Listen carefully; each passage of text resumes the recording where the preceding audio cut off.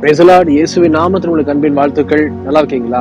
இந்த செப்டம்பர் மாதம் கடைசி நாள் உங்களை பார்ப்பது எனக்கு மிகுந்த மகிழ்ச்சி.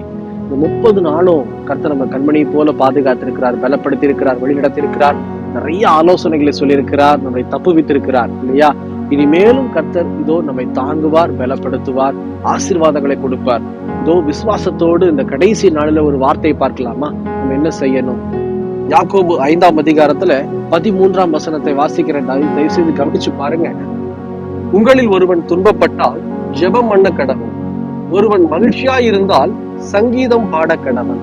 அப்போ நம்முடைய வாழ்க்கையில துன்பம் அப்படிங்கிறது கஷ்டம், வேதனை, வறுமை எது வேணா இருக்கலாம்.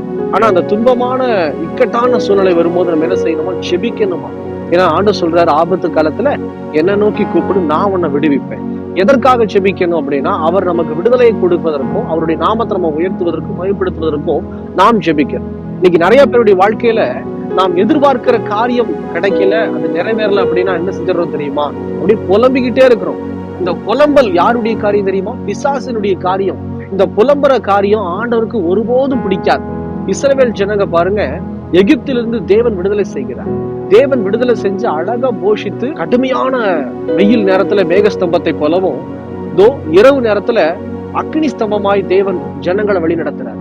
அவங்களுக்கு என்ன தேவையோ கொடுத்து ஆசீர்வதிக்கிறார். ஆனாலும் புலம்பிக்கிட்டே இருக்கிறார். அந்த புலம்பல் ஆண்டவருக்கு எவ்வளவு பெரிய காரியத்தை உருவாக்கும் தெரியுமா? அப்படி நம்ம புலம்பவே கூடாது. கர்த்தர் கொடுக்கிற காரியத்துல நம்ம ஆசீர்வாதத்துல புலம்பாம நம்ம என்ன செய்யணும் தெரியுமா? தேவ சமுத்திரம் ஜெபிக்கணும். ஆண்டவரே, இந்த கஷ்டமான சூழ்நிலை எனக்கு மாற்றி கொடுங்கப்பா, இந்த வேதனையின் இடத்துல இருந்து நீக்கி போடுங்க இயேசுவின் நாமத்தில் அப்படின்னு சொல்லி நாம் ஜெபிக்கணும். மகிழ்ச்சியா இருக்கும் போது என்ன செய்யணும்? சங்கீதம் பாடணும்னு வேதத்துல ஆண்டவர் சொல்லியிருக்கிறார். பவுலும் சீலாவும் பாருங்களேன், அவ்வளவு துன்பமான ஒரு நேரம், அடிக்கப்பட்டு இதோ அவங்க கட்டப்பட்டிருக்கிறாங்க, ரத்தம் சொட்டி கொண்டு இருக்கு. அந்த பவுலும் சீலாவும் ஜெபம் பண்ணி தேவ சமூகத்துல ஆராதனை செய்கிறாங்க. அவங்க துதித்து தேவனை மகிழ்ந்து களி கூறும் போது அந்த அலங்கம் இடிந்து விழுகிறது, உங்களை சுற்றி இருக்கிற தடைகள் விலகுகிறது. அப்படிதான் இன்னைக்கு உங்க வாழ்க்கையில ஆண்டவர் செய்ய விரும்புகிறார். இந்த செப்டம்பர் கடைசி நாளில நீங்க நிறைவேறலையே, மாறலையே, எதுவுமே முடியலையேன்னு சொல்லி நினைச்சு துன்பத்துல இருக்கிறேன்னு சொல்லி நினைக்காதீங்க. முதல்ல ஜெபம் பண்ணுங்க ஆண்டவர் சமூகத்துல. இதுவரையில எனக்கு செய்தீங்களே, உமக்கு ஸ்தோத்திரம், இனிமேலும் நீர் செய்வீர் ஆண்டவரே, எனக்கு செய்யும் ஆண்டவரேன்னு சொல்லி ஜெபம் பண்ணுங்க. 2வது, துதிங்க, புலம்பாதீங்க. இந்த புலம்பலின் ஆவி இயேசுவின் நாமத்தில் நீங்கட்டும்னு சொல்லி கொடுத்து, ஆண்டவரே உம்மை உயர்த்துகிறேன்னு சொல்லி கஷ்டமான சூழ்நிலையிலையும் இக்கட்டான சூழ்நிலையிலையும் தேவனை துதித்து மகிழ்ந்து களி கூறி பாருங்க. கர்த்தர் உங்க மத்தியில பெரிய காரியங்களை செய்வார். விசுவாசிங்க, கர்த்தர் உங்களை பார்த்து கொண்டு இருக்கிறார். ஒப்பு கொடுக்கலாமா? கண்களை மூடி.